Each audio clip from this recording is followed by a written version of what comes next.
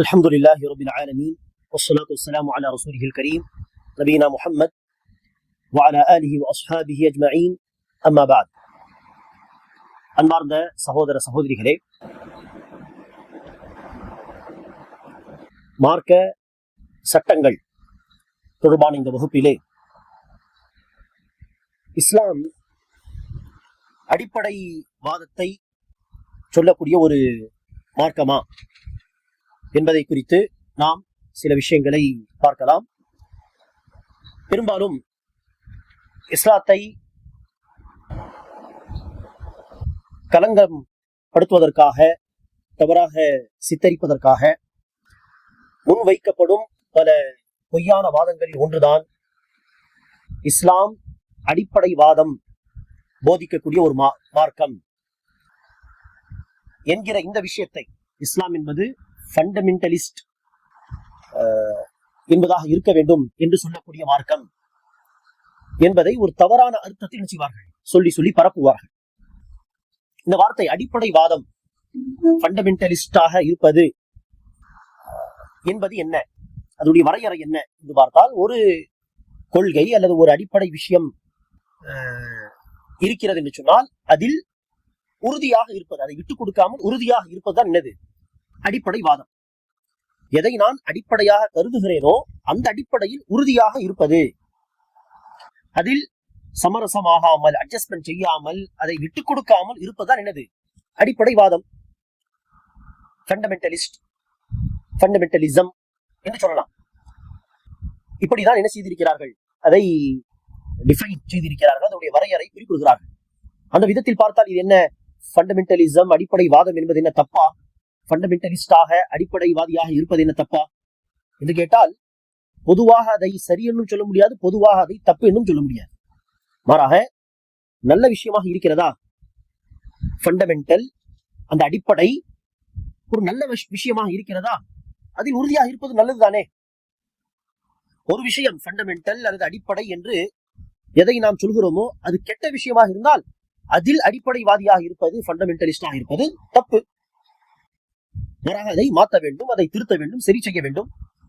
இல்லை, நம்முடைய அந்த அடிப்படை, அந்த ஃபண்டமெண்டல் விஷயமே மிக சரியான விஷயம் என்று சொன்னால் அதில் உறுதியாக இருங்கள், அதை மாற்ற தேவையில்லை. ஆக இஸ்லாம் சத்திய மார்க்கமாக இருக்கிறது. இஸ்லாம் சொல்லக்கூடிய கொள்கை சத்திய கொள்கை. இஸ்லாம் சொல்லக்கூடிய அடிப்படை விஷயங்கள் சத்தியமானவை, சரியானவை, மிக சரியானவை என்று சொன்னால் அதில் உறுதியாக இருக்க வேண்டும், அதை விட்டுக் கொடுக்க கூடாது, அதில் சமரசம் கூடாது. நல்ல விஷயம் இது. அந்த விதத்தில் இஸ்லாம் ஃபண்டமெண்டலிசமை போதிக்கக்கூடிய மார்க்கம் என்றால் ஆம், வைத்துக் கொள்ளுங்கள் அப்படியே. இந்த அர்த்தத்தில் இஸ்லாம் என்ன கொள்கையை சொல்கிறதோ அந்த கொள்கையில் முஸ்லிம்கள் அடிப்படைவாதிகளாக இருக்கிறார்கள் என்று சொன்னால் ஆம், அடிப்படைவாதிகள் தான், அப்படிதான் இருக்க வேண்டும். கொள்கை சம்பந்தப்பட்ட விஷயத்திலே, கொள்கை சார்ந்த விஷயத்தில் சமரசம் கூடாது, அட்ஜஸ்ட்மெண்ட் கூடாது. அல்லாஹ் உடைய நாட்டப்படி ஒரு கட்டத்திலே இஸ்லாம் சொல்லக்கூடிய அடிப்படை கொள்கையா அல்லது உயிரா என்று வந்தால், ஒரு முஸ்லிம் அல்லாஹ்வை நம்பிக்கை கொண்டவர் கொள்கையை தான் தேர்வு செய்ய வேண்டும். உயிரே போனாலும் சரி, கொள்கையை நான் விட்டுக் கொடுக்க மாட்டேன். இந்த விதத்தில் முஸ்லிம்கள் மிக அடிப்படைவாதிகள் என்று சொன்னால் ஆம், அடிப்படைவாதிகள் தான், நல்லது அது. ஆகவேதான் முந்தைய நபிமார்களுடைய வரலாறு என்று எடுத்து பார்த்தாலும் சரி, நம்முடைய நபி முஹம்மது ஸல்லல்லாஹு அலைஹி வஸல்லம் அவர்களுடைய வாழ்க்கை வரலாறு என்று எடுத்து பார்த்தாலும் சரி, பல நம்பிக்கையாளர்கள் கடுமையாக அல்லாஹ்வால் சோதிக்கப்பட்டார்கள். ஆனால் அவர்கள் அந்த சோதனைகளை சந்தித்தார்கள், சகித்துக் கொண்டார்கள், பொறுமையாக இருந்தார்கள். பல பேர் உயிரை கூட கொடுத்து விட்டார்கள், ஆனால் கொள்கையை விட்டுக் கொடுக்கவில்லை. இது அவசியம். இந்த விதத்தில் இந்த அடிப்படைவாதம் என்பது மிக அவசியம். ஆகவேதான் அன்பார்ந்தவர்களே, ஒரு நபித்தோழர் ஹப்பாப் ரலியல்லாஹு அன்ஹு என்கிற ஒரு நபித்தோழர், அவர் இஸ்லாத்தை ஏற்ற பொழுது இறை நிராகரிப்பாளர்கள், காஃபிர்கள் அவர்களை கடுமையாக வேதனை செய்தார்கள். நெருப்பு மீது தீ மிதிப்பார்களே அதுபோல் நெருப்பை வைத்து அதன் மீது அவர்களை படுக்க வைத்தார்கள். முதுகு முழுவதும் எரிந்து விட்டது. அதை பின்னால் வந்த முஸ்லிம்களுக்கு, சஹாபாவுக்கு அந்த சஹாபி ஹப்பாப் என்ன செய்கிறார், முதுகை காட்டுகிறார். பாருங்கள், முதுகு முழுவதும் எரிந்து இருக்கிறது. நான் இஸ்லாத்தை தழுவிய பொழுது இப்படியெல்லாம் கஷ்டப்படுத்தினார்கள் என்று சொல்லிக் கொண்டிருக்க நபிகள் நாயகம் ஸல்லல்லாஹு அலைஹி அவர்கள் இதை கேட்டதும் வந்து சொன்னார்கள், முந்தைய காலத்தில் நம்பிக்கையாளர்களுக்கு வந்த மாதிரியான சோதனைகள் இன்னும் உங்களுக்கு வரவே இல்லை. சொல்ல போனால் அந்த காலத்தில் சில நம்பிக்கையாளர்களுக்கு எப்படிப்பட்ட சோதனை எல்லாம் வந்திருக்கிறது என்றால், இஸ்லாத்தை தழுவிய பொழுது, ஈமான் கொண்ட பொழுது, மீண்டும் திரும்பி வரியா இல்லை கொன்று விடவா என்று கேட்க அவர்கள் உயிர் போனாலும் சரி நான் கொள்கையை மாற்றிக்கொள்ள மாட்டேன் என்று சொன்ன காரணத்தினால் ரம்பம் கொண்டு வந்து அவர்களை சரி பாதியாக அறுத்து வெட்டி விட்டார்கள். பாதி பாதியாக 2 துண்டாக, அல்லது இரும்பு சீப்புகளால் அவர்களுடைய சதையை எடுத்து விட்டார்கள். இருந்தாலும் அவர்கள் தன்னுடைய நம்பிக்கையை விட்டு போகவில்லை, திரும்பி போகவில்லை. அந்த விதத்தில் அன்பானவர்களே, சத்திய கொள்கையில் அடிப்படைவாதியாக இருக்க வேண்டும். தன்னுடைய அடிப்படை கொள்கையை, தன்னுடைய ஃபண்டமெண்டல் அந்த பிலீஃபை விட்டு கொடுக்க கூடாது. காரணம், அது நமக்கு உயிரை விட மேலானது அந்த கொள்கை. இதற்கு எத்தனையோ உதாரணங்கள் நாம் சொல்லிக்கொண்டே போகலாம். மூசா அலைஹிஸ்ஸலாத்து வஸ்ஸலாம் அவர்களுடைய காலத்தில், மூசா நபியுடைய காலத்தில் எகிப்து நாட்டிலே ஒரு அரசன் இருந்தார். எகிப்து நாட்டு அரசன் மன்னரை ஃபிரவுன் என்று சொல்வார்கள். எகிப்து நாட்டுடைய எல்லா மன்னர்களுக்கும் ஃபிரவுன் என்பது பட்டம். அப்படி மூசா தூதருடைய காலத்தில் இருந்த ஃபிரவுன், அவருடைய பேர் ராம்சீஸ் என்று சொல்லப்படுகிறது, அல்லாஹ் நன்கறிந்தவன். அவன் மூசா அலைஹிஸ்ஸலாமை தோற்கடிக்க வேண்டும், இழிவுபடுத்த வேண்டும் மக்கள் முன்னிலையில் என்று சொல்லி பல சூனியவாதிகளை அழைக்கிறான். மூசா அலைஹிஸ்ஸலாம் அவர்களையும் இவர் ஒரு மந்திரவாதி, சூனியவாதி, மெஜிஷியன் என்று சொல்லி அவர்களுக்கு போட்டியாக உண்மையான சூனியவாதிகளை அழைக்கிறான். அவர்களும் வந்தார்கள். சூனியவாதிகள் வரும் பொழுது எப்படியாவது மூசாவை தோற்கடித்து இந்த மன்னரிடத்தில் பெரிய அன்பளிப்பை, பரிசுகளை வாங்கி கொண்டு போக வேண்டும் என்று உலக ஆசையுடன் வந்தார்கள் அந்த சூனியவாதிகள். ஆனால் இருவருக்கு மத்தியில் போட்டி நடந்தது. முதலாவது அந்த சூனியவாதிகள் தன்னுடைய கைத்தடிகளை, சின்ன சின்ன கயிறுகள், சின்ன சின்ன கைத்தடிகளை கீழே போட்டார்கள். சுத்தி நிற்கும் மக்களுக்கு எல்லாம் அது சின்ன சின்ன பாம்பு மாதிரி தெரிந்தது, குத்து குத்தாக நிறைய பாம்பு மாதிரி தெரிந்தது. மக்கள் பயந்தார்கள் அத்தனை பாம்புகளை பார்த்து. பாம்பாக மாறவில்லை, பாம்பு போல் காட்சி அளித்தது. அதை பார்த்து சுத்தியுள்ள எல்லோரும் பயந்து விட்டார். அடுத்து மூசா அலைஹிஸ்ஸலாம் என்கிற தூதர் தன்னுடைய கைத்தடியை கீழே போடுகிறார். அது அல்லாஹ்வுடைய அனுமதியால் உண்மையிலேயே மலை பாம்பாக மாறுகிறது. பெரிய பாம்பாக மாறி சின்ன சின்ன பாம்பு போல் கொத்து கொத்தாக காட்சியளித்த அந்த பாம்புகளை விழுங்கி விடுகிறது. இதை பார்த்த அந்த சூனியவாதிகளுக்கு, மூசா ஒரு சூனியவாதி அல்ல, இந்த ஃபிரவுன் சொல்வது போல் மூசா ஒரு மந்திரவாதி அல்ல, இவர் ஒரு சத்திய தூதர் என்பதை அறிந்து கொண்டார்கள். காரணம், கைத்தடிகள், கயிறு போன்ற விஷயங்களை கீழே போட்டு பாம்பு மாதிரி காட்ட முடியுமே தவிர பாம்பாக மாற்ற முடியாது என்று அவர்களுக்கு தெரியும். ஆனால் இவர்கள் போட்ட அந்த கைத்தடி பெரிய பாம்பாக மாறி இந்த விஷயங்களை எல்லாம் விழுங்கி விட்டதே. இது ஒருபோதும் மேஜிக் கிடையாது, இவர் சத்திய தூதர், அல்லாஹ் தான் இப்படி செய்தான் இவர்கள் மூலியமாக என்பதை அறிந்து கொண்ட அந்த சூனியவாதிகள் சஜ்தாவில் விழுந்து விட்டார்கள். சஜ்தாவில் விழுந்து ஆமன்னா பிரப்பில் ஆலமீன், அகிலங்களை படைத்து பரிபாலிக்கக்கூடிய ரப்பை நாங்கள் நம்பிக்கை கொண்டோம். ரப்பி மூசா வ ஹாரூன், இந்த மூசா நபி மற்றும் அவருடைய சகோதரர் ஹாரூன் நபி சொல்லக்கூடிய அந்த உண்மையான இறைவனை நாங்கள் நம்பிக்கை கொண்டோம் என்று சொல்லி சத்திய கொள்கை ஏற்றுக்கொண்டார்கள். எந்த சூனியவாதிகளை வைத்து மூசாவை தோற்கடிக்கலாம் என்ற அந்த ஃபிரவுன் அரசன் நினைத்தானோ, அந்த சூனியவாதிகளே இஸ்லாத்தை ஏற்றுக்கொண்டதும் அவன் கடுமையாக பைத்தியம் பிடித்து விட்டது. அவனுக்கு கடுமையாக கோபம் அடைகிறான். சொல்கிறான், நீங்கள் பழையபடி திரும்பி வரவில்லை என்று சொன்னால் உங்களுடைய கையையும் காலையும் வெட்டி தூக்கில் தொங்க விடுவேன். ஆனால் இதை கேட்டவர்கள் பயப்படவில்லையே. தூக்கில் தொங்க விடுவாயா, கை காலை வெட்டுவாயா, என்ன செய்ய முடியுமோ செய். உன்னால் அதிகபட்சம் நம்முடைய உலக வாழ்க்கையை தான் முடிக்க முடியும் கொலை செய்து. அதை தாண்டி உன்னால் மறுமையில் ஒன்றும் செய்ய முடியாது, என்ன செய்ய முடியுமோ செய் என்று சொன்னார்கள். ஆக மொத்தத்தில் கொள்கை விட்டுக் கொடுக்கவில்லை. ஆக கொள்கை மற்றும் இஸ்லாத்தின் அடிப்படை விஷயங்களாக இருந்தால் அது சமரசம், அட்ஜஸ்ட்மெண்ட் கூடாது, அதை விட்டுக் கொடுக்க கூடாது, உயிரே போனாலும் சரி. அந்த விதத்தில் நாம் அடிப்படைவாதிகள் தான். அந்த விதத்தில் அடிப்படைவாதம் நல்ல விஷயம்.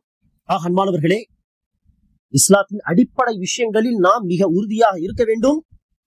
கொள்கையில் உறுதியாக இருப்பதை அடிப்படைவாதம் என்று மக்கள் சொல்கிறார்கள் என்றால் இந்த அடிப்படைவாதம் நல்ல விஷயம். அந்த விதத்தில் இஸ்லாம் அடிப்படை வாதத்தை போதிக்கக்கூடிய மார்க்கம் தான். நல்ல விஷயத்தில் உறுதியாக இருப்பது நல்லதுதானே. ஒரு மருத்துவர் இருக்கிறார், அவர் சொல்கிறார், நான் காசு பணத்துக்காக மருத்துவம் பார்க்கவே மாட்டேன்.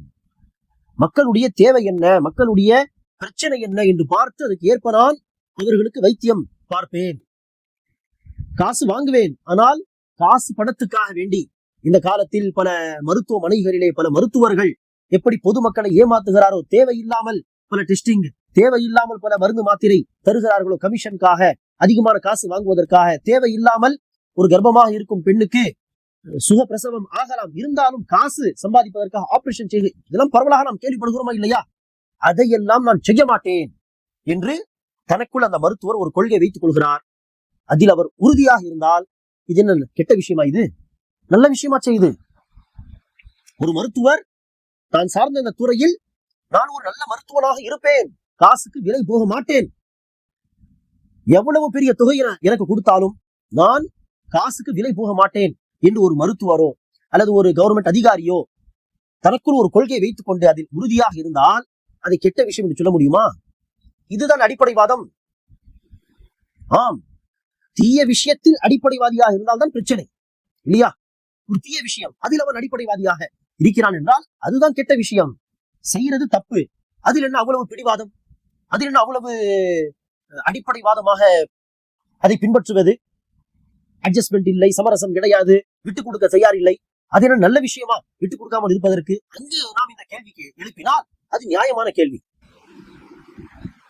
லஞ்சம் வாங்கக்கூடிய ஒரு அதிகாரி இருக்கிறான், அவன் லஞ்சம் இல்லாமல் நான் எந்த வேலையும் செய்ய மாட்டேன், சின்ன சின்ன வேலையிலிருந்து பெரிய பெரிய வேலைக்கு லஞ்சம் கொடுத்தால் தான் நான் வேலையை செய்வேன் என்று ஒரு நிலைப்பாட்டை அவன் வைத்துக் கொண்டு அதில் அவன் உறுதியாக இருந்தால் இது என்னது படு மோசமான விஷயம், செய்வது குற்றம், அதில் இவ்வளவு தெனாவட்டா என்று நாம் சொல்லலாம். ஆனால் செய்வது நல்ல விஷயம் என்றால் அதில் உறுதி என்பது நல்ல விஷயம், தீய விஷயம் கிடையாது.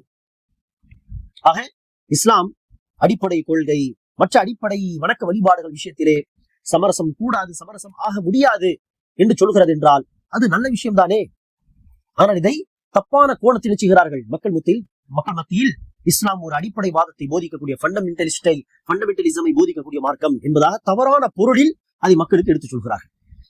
அதற்கு ஒரு அழைப்பு பணியில் மிக ஈடுபாடுள்ள ஒரு அழைப்பாளர் சொல்கிறார் தன்னுடைய ஒரு காணொலியில்,